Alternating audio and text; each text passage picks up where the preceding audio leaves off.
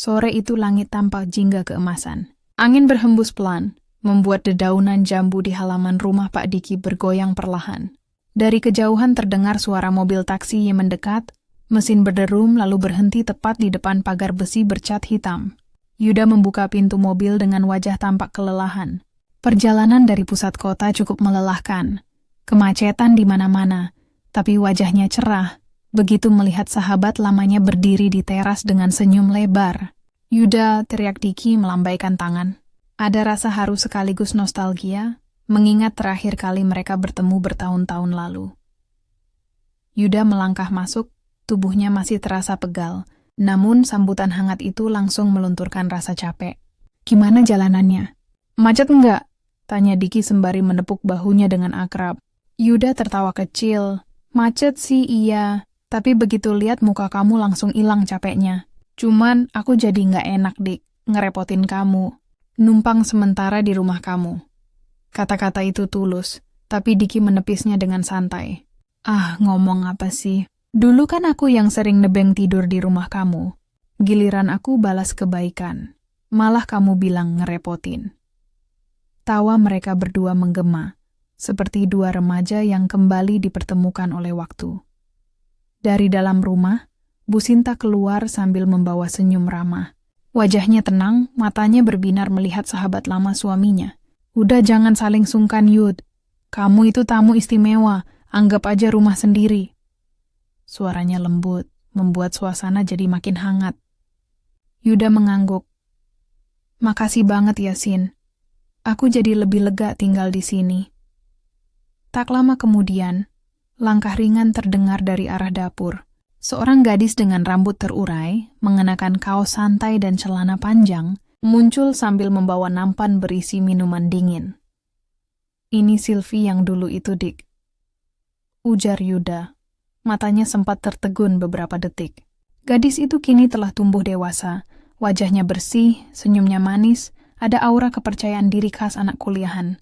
Yuda tak kuasa menahan rasa kagumnya. Wah, cantik bener. Nggak nyangka anak kecil yang dulu suka sembunyi di balik pintu, sekarang udah segede gini. Sylvie terkekeh malu, pipinya bersemu. Ah, Om Yuda bisa aja. Jangan bikin Sylvie salah tingkah dong. Nanti Mama ketawa lagi. Semua yang ada di teras pun tertawa bersama. Suasana canggung seketika mencair. Diki menimpali dengan nada bercanda. Hati-hati, Sil. Kalau Om Yuda masih muda, mungkin sekarang dia yang paling depan ngejar kamu. Untung aja rambutnya udah banyak putihnya. Jadi nggak masuk kategori anak muda lagi. Candaannya membuat Yuda mengangkat alis pura-pura protes. Jangan salah loh, Dik. Uban itu tanda kebijaksanaan. Kalau soal semangat, jiwanya masih muda kok. Sylvie menatapnya sekilas lalu tersenyum nakal. Hehehehehe, Om jangan suka ngegombal deh. Nanti Sylvie bisa salah paham. Percakapan ringan itu membuat suasana jadi semakin hangat. Ada getaran tipis di antara tawa, seakan menandai awal dari kisah yang belum diketahui ujungnya. Malam itu, ruang tengah dipenuhi suara tawa. Lampu gantung berwarna kekuningan menambah suasana akrab. Di meja ada aneka camilan sederhana, kacang goreng, pisang goreng, dan teh hangat. Yuda bersandar santai di sofa, sementara Diki duduk di karpet dengan gelas di tangan. Sylvie duduk di samping ibunya, tapi sesekali melirik ke arah Yuda dengan senyum jahil. Om Yuda kayaknya masih sama ya, suka cerita kocak, ujar Sylvie sambil menahan tawa. Yuda mengangguk. Ya, biar awet muda, Sil. Kalau kebanyakan serius nanti cepet tua. Kamu juga jangan sering tegang. Nanti garis ketawa di pipi hilang. Semua kembali terbahak. Obrolan semakin seru ketika mereka mengenang masa remaja. Diki bercerita bagaimana dulu Yuda sering kebablasan main gitar sampai lupa pulang. Kamu tuh kalau udah pegang gitar udah nggak ingat dunia. Bahkan pernah tuh, aku tungguin depan rumah kamu sampai tengah malam, malah kamu kabur sama anak kompleks sebelah. Yuda menepuk dahinya sambil tertawa keras. Astaga, jangan diungkit, Dik. Nanti Sylvie salah paham. Dikira Om Yuda ini cowok playboy. Sylvie justru menyahut dengan suara genit. Om jangan-jangan dulu memang gitu ya. Pantes papa sering bilang masa mudanya kalian itu heboh banget. Yuda mengangkat tangan pura-pura menyerah. Ya ampun, Sylvie ini suka ngegoda Om ya. Jangan bikin Om deg-degan dong. Sylvie tersenyum samar. Hehehehe, Om kan gampang grogi. Baru digoda dikit aja udah salah tingkah. Diki menggeleng sambil tertawa. Anak satu ini emang ada-ada aja. Yud, jangan diladanin. Nanti makin menjadi. Tapi Yuda justru menimpali. Nggak apa-apa, Dik. Justru jadi hiburan. Anak kuliahan sekarang cara ngomongnya luwes banget. Jadi betah ngobrol. Tatapan singkat Yuda dan Sylvie bertemu, ada sesuatu yang tidak terucap. Tapi cukup membuat dada Yuda berdesir. Malam pun makin larut. Jam dinding sudah menunjukkan hampir pukul 11. Namun suasana masih hangat. Obrolan berpindah ke hal-hal remeh.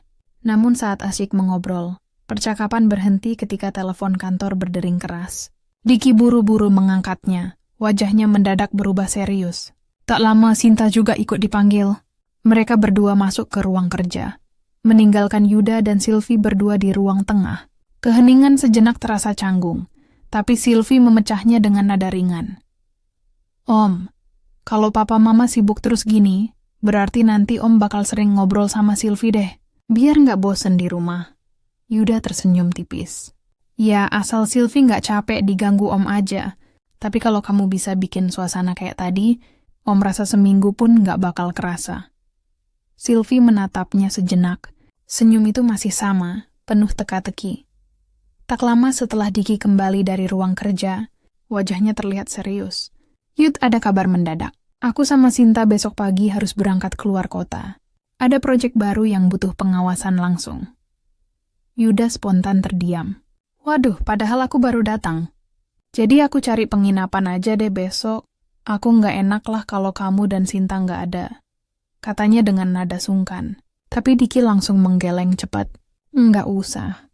Ngapain buang-buang uang? Kamu di sini aja. Rumah ini luas. Ada beberapa kamar kosong. Lagian bisa temenin Sylvie juga. Kalau sendirian dia suka parnoan.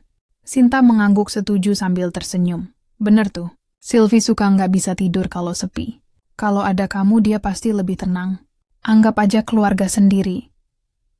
Sylvie yang sejak tadi duduk bersila di karpet langsung menyahut dengan ekspresi jenaka. Iya Om, tinggal aja. Biar Sylvie ada partner ngobrol. Kalau sendirian kan boring. Nanti Sylvie janji deh. Bikin Om betah selama papa mama pergi. Bikin Om seneng pokoknya.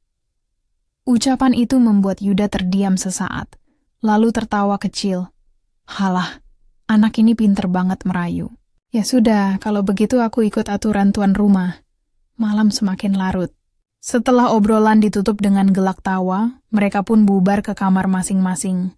Namun sebelum masuk kamar, Sylvie sempat menoleh ke arah Yuda, matanya berbinar jahil. Om, jangan lupa. Mulai besok Sylvie yang jadi tuan rumah kecil ya. Jadi kalau ada apa-apa, tinggal bilang. Tatapan singkat itu membuat Yuda salah tingkah, tapi ia hanya menjawab, siap Nona. Om nurut aja.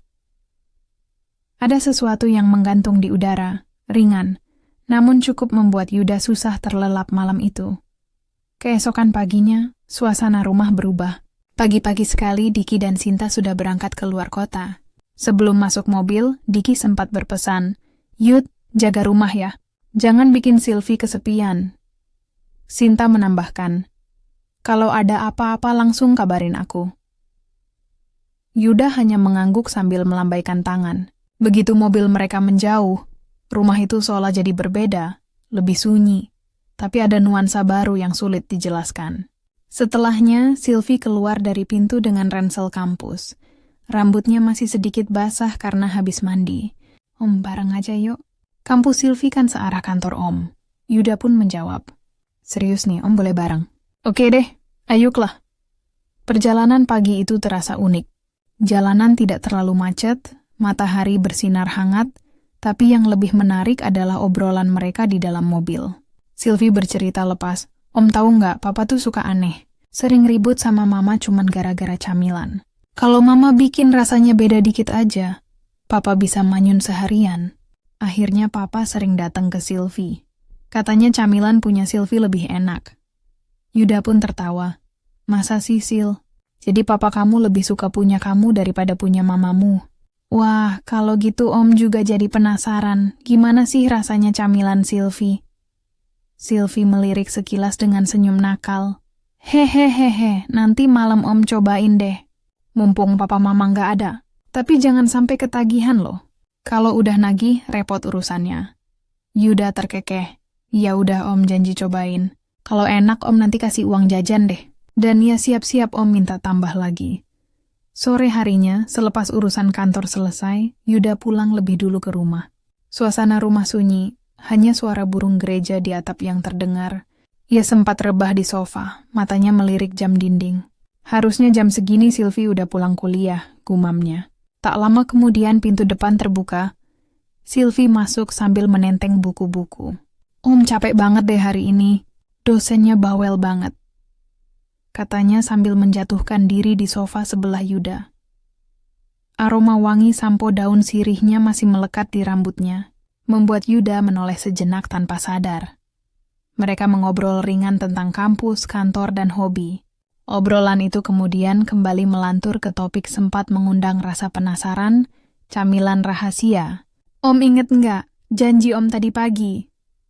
Tanya Sylvie sambil mengangkat alis. Yuda pura-pura bingung. Janji apa tuh? Jangan-jangan janji traktir boba. Sylvie mendengus manja. Halah, pura-pura lupa. Janji mau coba camilan Sylvie. Nih, kebetulan tadi pulang kuliah Sylvie sempat mampir beli bahan. Ia menaruh tasnya di lantai, lalu berjalan ke dapur. Yuda hanya tersenyum. Anak ini niat banget. Sekitar setengah jam kemudian, Sylvie muncul dari dapur membawa nampan. Aroma manis langsung memenuhi ruang tengah. Di atas nampan ada piring berisi camilan hangat dengan tampilan sederhana, tapi menggoda. Ini dia, spesial buat Om Yuda. Resep rahasia yang papa suka banget. Yuda pun langsung mencoba, menikmati perlahan, dan matanya melebar. Ya ampun Sil, enak banget. Lembut, pas manisnya. Serius, ini bikin nagih. Sylvie tersenyum lega, duduk bersila di karpet, menatap Yuda yang terus menikmati. Hehehe, hati-hati Om. Kalau sekali nyoba nanti susah berhenti loh. Suasana makin dalam. Rumah yang sepi, lampu ruang tengah redup, hanya mereka berdua yang terdengar. Yuda tertawa kecil sambil menyeka bibirnya. Sil, Om kalah. Camilan kamu emang enak. Tapi jangan bilang-bilang papa mamamu ya, kalau Om nyobain. Bisa bahaya nanti. Sylvie mencondongkan tubuh sedikit, suaranya diturunkan seperti berbisik. Tenang aja Om, ini rahasia kita berdua. Papa aja kadang suruh Sylvie diem kalau lagi pengen. Tatapan mereka bertemu lebih lama kali ini, membuat udara seolah jadi lebih hangat dari biasanya. Hening sejenak, hanya terdengar suara jam berdetak. Yuda meletakkan piring kosong, lalu berkata dengan nada setengah bercanda, setengah serius, Sil, kalau kayak gini terus, Om bisa ketagihan loh. Sylvie menatapnya sambil tersenyum miring. Ya udah, kalau ketagihan tinggal bilang. Sylvie masih sanggup kok nyiapin lagi. Tapi ada syaratnya. Yuda mengangkat alis. Syaratnya apa, Sil? Sylvie menjawab cepat. Tambahan uang jajan. Kan Om udah janji tadi. Deal ya Om? Yuda tertawa keras. Deal. Asal kamu jangan PHP. Om serius nih. Sylvie pun mengedipkan mata. Santai aja Om, Sylvie juga serius. Tapi ingat, ini cukup di antara kita aja. Suasana pun kembali cair dengan tawa. Tapi ada rahasia yang kini mengikat keduanya lebih kuat. Malam itu, rumah terasa lebih sepi dari biasanya. Hanya suara kipas angin yang berputar pelan, dan suara langkah kaki Sylvie yang kadang terdengar di lantai kayu. Yuda duduk di sofa, memandangi nampan camilan yang kini hampir kosong. Ia tersenyum tipis, merasa lega sekaligus sedikit terhibur. Sil, kamu serius deh. Camilan kamu ini bikin Om lupa sama semua capek hari ini. Ujarnya sambil mengangkat alis. Sylvie duduk bersila di lantai, menatapnya dengan mata berbinar. Hehehehehe, Om merasa puas Sylvie juga jadi ikut senang. Yuda tertawa pelan, menyandarkan kepala ke sofa. Hahaha, tapi serius. Cara kamu nyiapin ini beda. Om juga jadi lebih santai cara nikmatinnya, pokoknya lebih lengkap deh rasanya, katanya sambil tersenyum. Sylvie mencondongkan badan, matanya menatap dalam.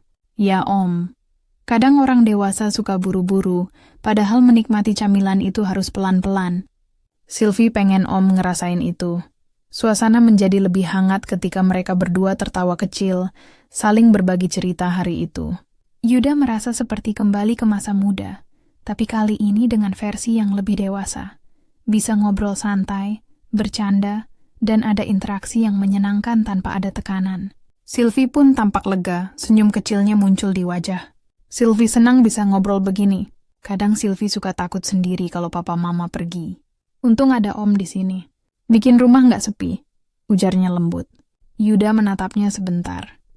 Iya Sil, Om juga senang. Rasanya nyaman banget. Bisa ngobrol tanpa banyak basa-basi. Mereka pun menata kembali meja, membersihkan sisa camilan.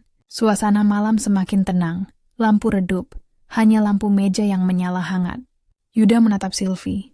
Tapi ingat ya, ini rahasia kita berdua. Jangan bilang papa mama, nanti Om ditagih tanggung jawab tambahan lagi. Ucapnya sambil tersenyum. Sylvie pun mengangguk, mencondongkan badan sedikit. Santai aja Om. Sylvie janji nggak bakal cerita. Tapi besok kalau Om pengen lagi, Om harus siapin diri ya. Sylvie bakal siapkan lagi dengan penuh semangat. Akhirnya, malam itu mereka kembali ke kamar masing-masing. Yuda berbaring di sofa sambil menatap langit-langit, senyum tipis tak lepas dari wajahnya.